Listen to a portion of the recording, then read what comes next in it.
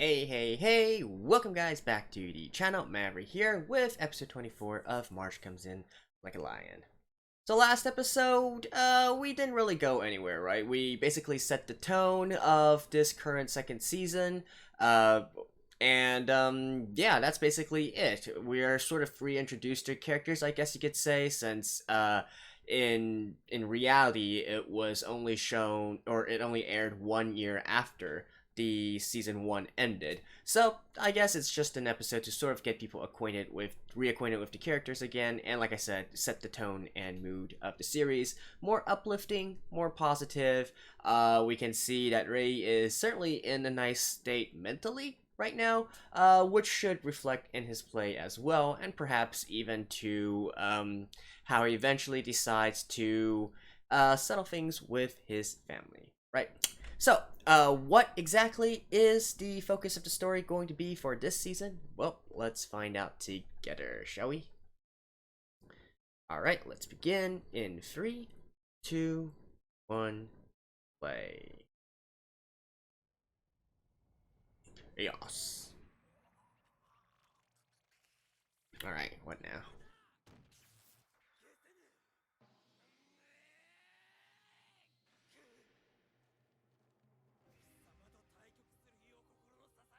Oh yeah. They're on opposite sides of the bracket, right?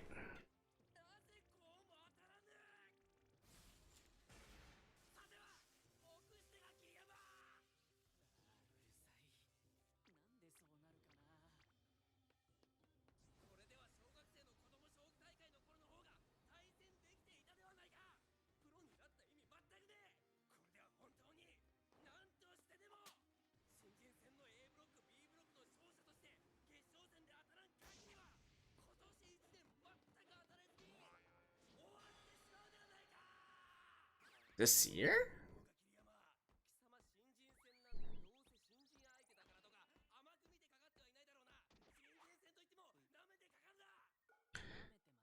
Yeah, he is getting kind of noisy right now.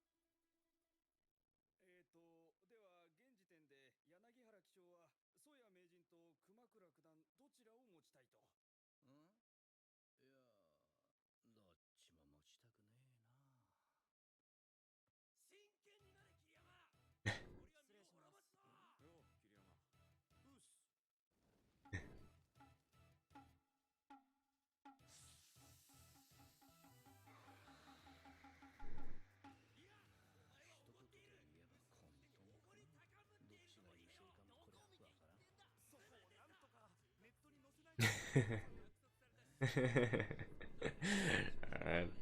they're like, you guys take it somewhere else.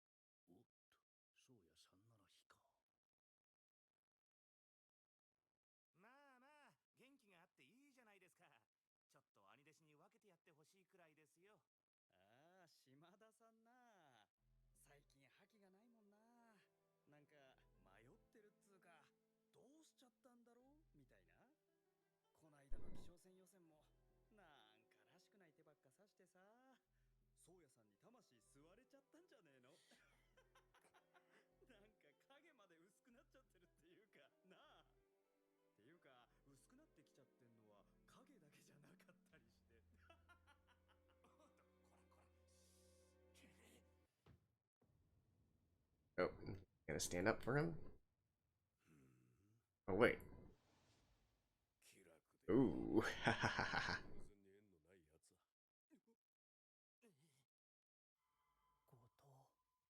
That's true, though.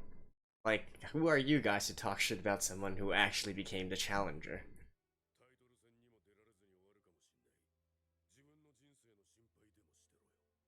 Well said.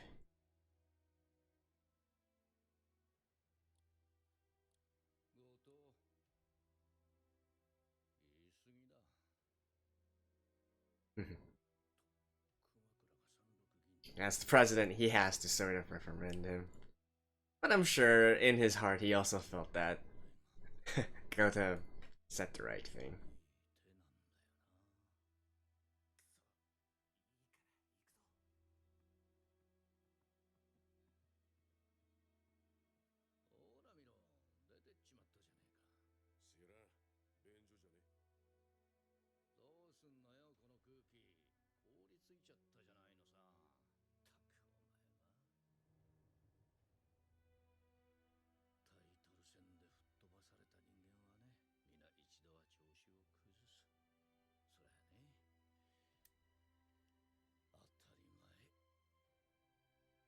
Hmm.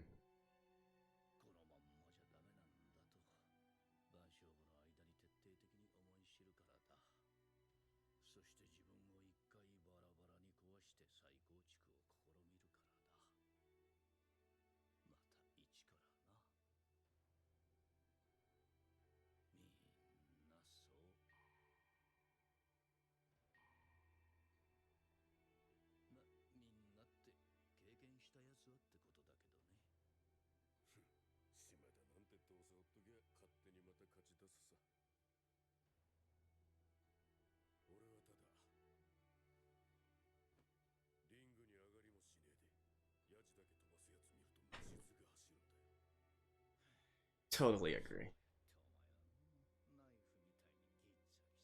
Like,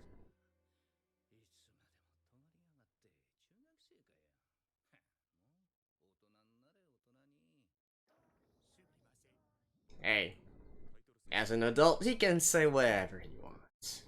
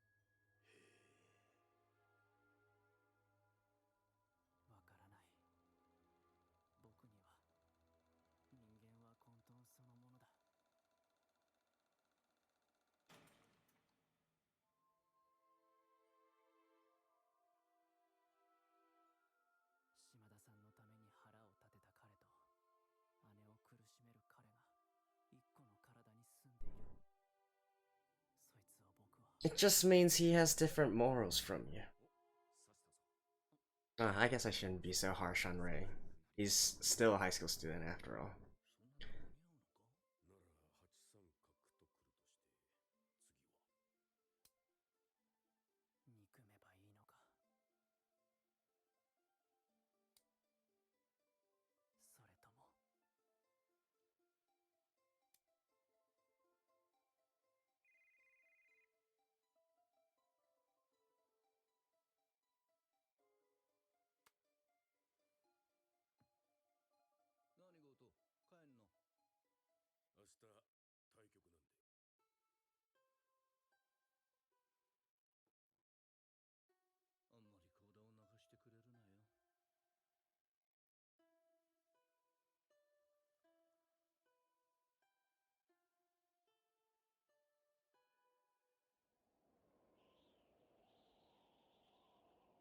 Hey, hi.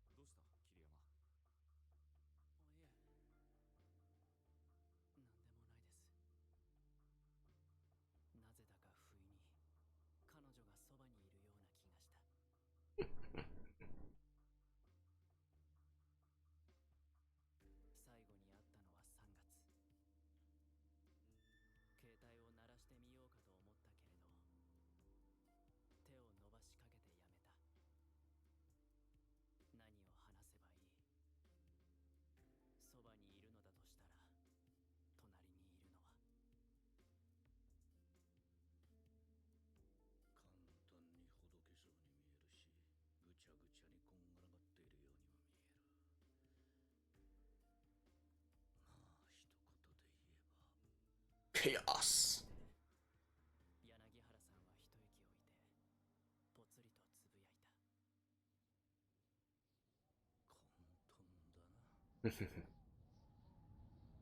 'And title drop. Kumakura.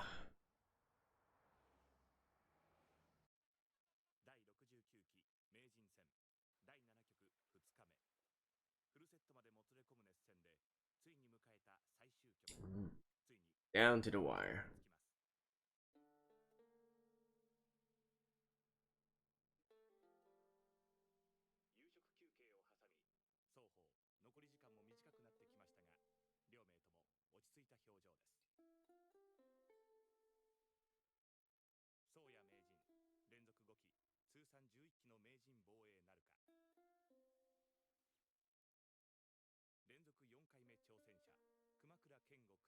'Wow. Challenger for 4th time in a row. Damn.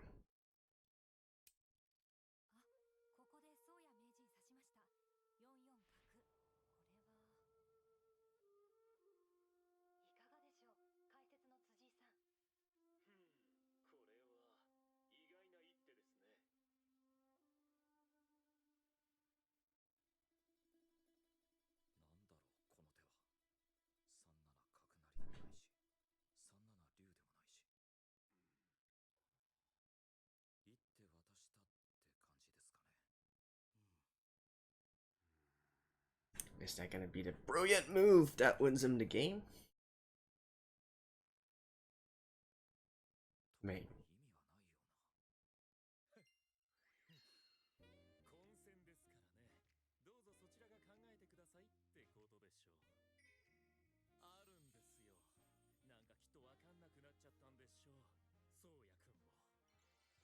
Soya-kun?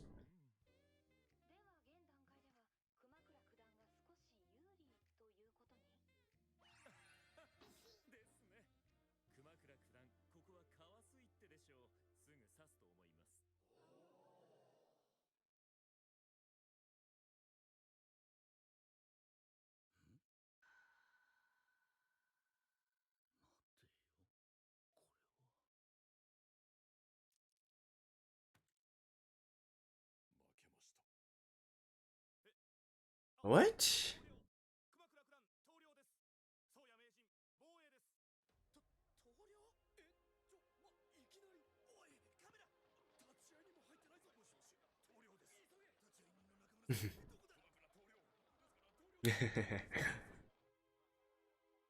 Alright. Even faster than I expected.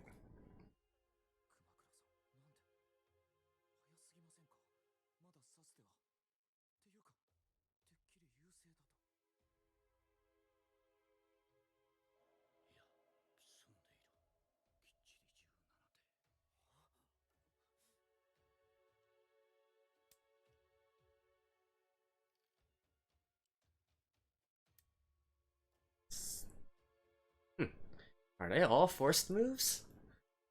Seems like it.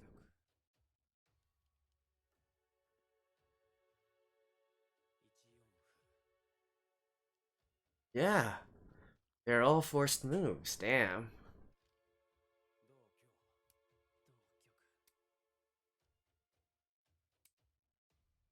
Forced moves being it's a chess terminology, but I suppose it's the same in shogi, where basically uh you keep on being in check, so your opponent has to do has to make a series of moves.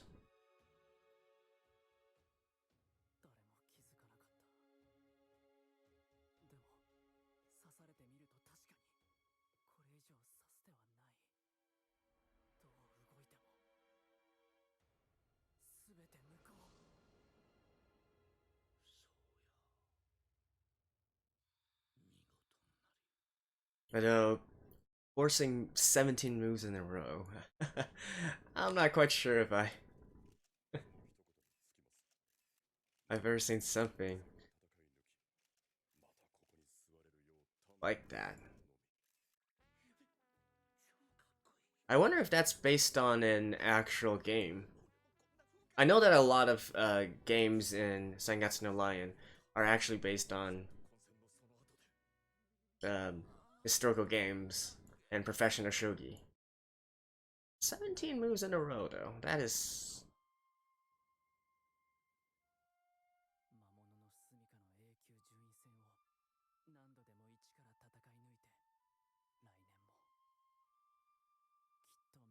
That is unreal, actually.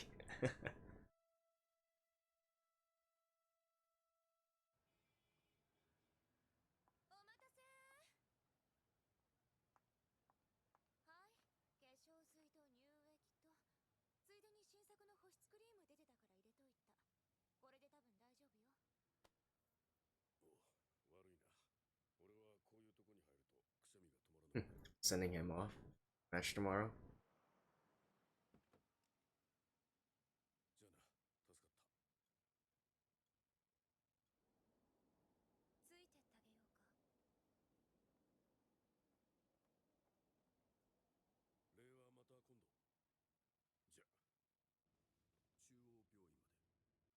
Oh, visiting his wife.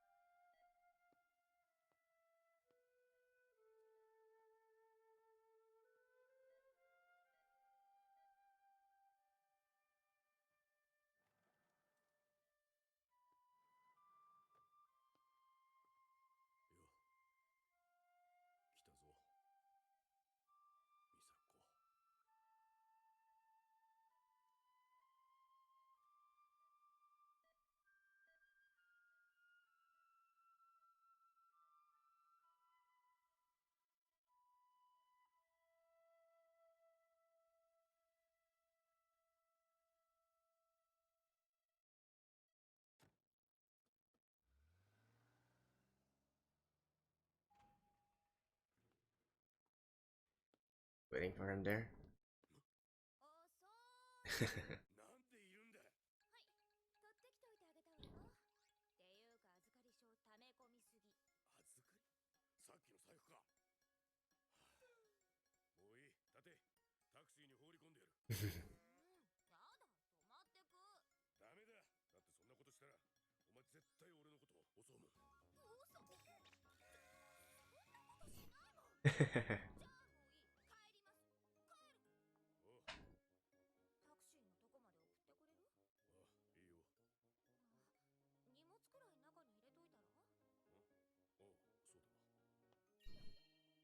Oh, I'm in.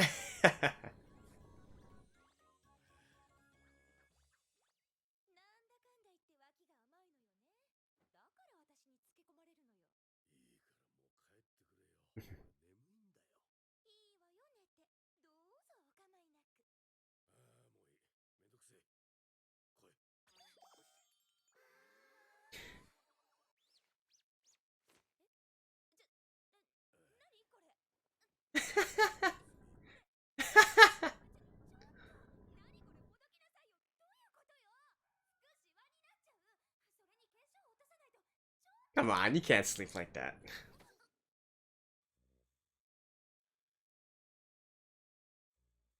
Okay, never mind, you can't sleep like that.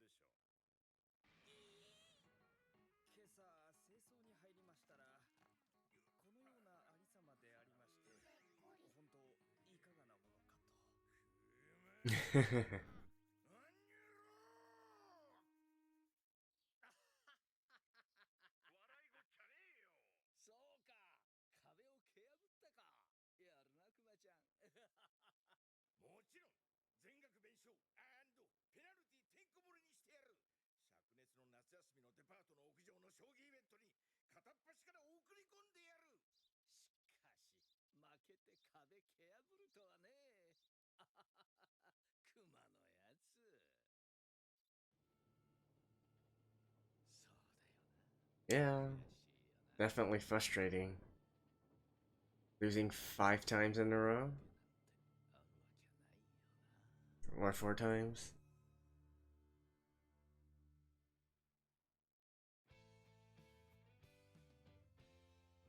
Yeah.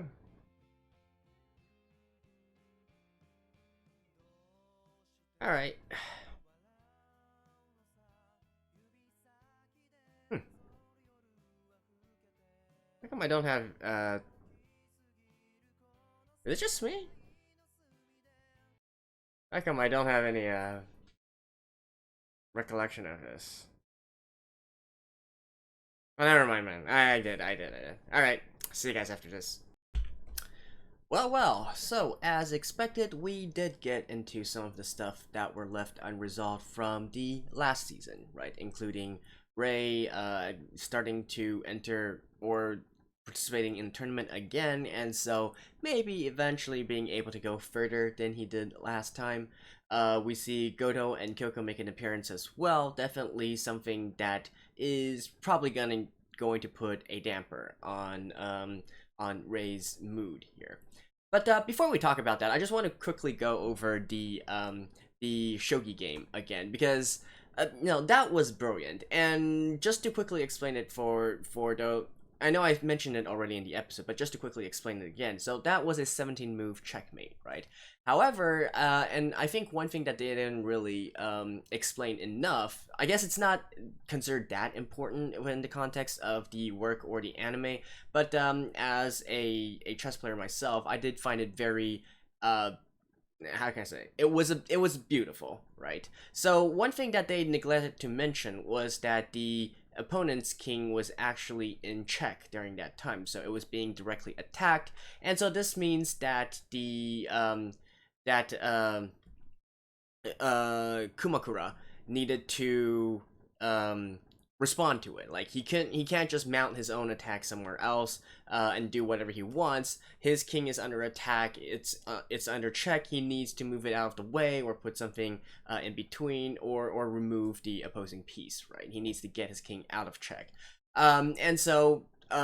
As we can see within the episode as well, that's what they start to simulate later on. So and looking just judging by the various positions of stuff, the king could only go to one direction, right? And so all those moves were forced basically. So we forced the king to move to this square, to this square, to this square. We forced the opponent to utilize this piece and whatnot. And so 17 moves later, Soya was able to deliver checkmate, right?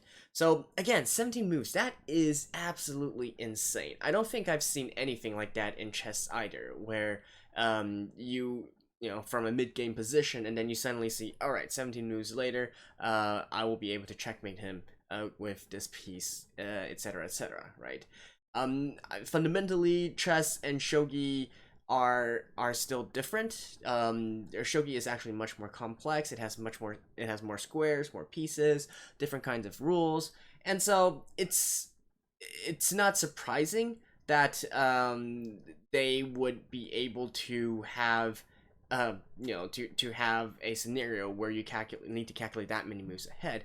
But you have to understand that with each and every move, the possibility of it branching out increases, right? And so to be able to look 17 moves ahead and say, yeah, this is exactly what will happen, like, that is just genius, right?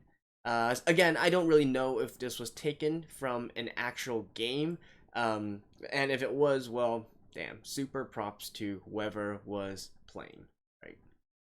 So yeah, I just wanted to quickly mention the shogi game as well, because I feel like they didn't really explain the concept of force moves. But anyways, beyond that, I think the definite focus of this episode is probably on Gotou and Kyouko, right? And we are seeing maybe Gotou in a more positive light now. At the very least, we know that they are sort of a mental support for each other. Godot's wife is in the hospital, and he's struggling to get his life together, etc., etc. Kyouko, I guess, wants to be needed. And that's sort of like her complex, and so since she sees that Gotou is incapable of living by himself, I do wonder if there's that sort of dynamic between them there. And so again, sort of trying to put Gotou in a better light here, right? Now, with that said, I gotta say first, personally, I've always put morals and Godot's morals, whether or not he's being immoral by having a maybe not quite a sexual relationship, but a very intimate relationship with a young girl while his wife is in the hospital, right? So that is one thing entirely else. However, even from before, I did sort of admire Godot's shogi prowess, as well as his dedication to the craft, right? He could have easily come off as a huge douchebag, particularly when he was first introduced, right? We see him punching Rei and so on and so forth, fooling around with Kyouko, even though he has a wife, so on and so forth. And yet, in all the times when we see him actually practicing practicing shogi, playing shogi, doing shogi related stuff, he, I don't know. I do like his style and his approach of things in regards to the profession that he is in. And like I said, personally, I've always been someone who separates moral beliefs from skills. So that goes for, in reality, right? That goes for artists, for musicians, for sports players or whatnot.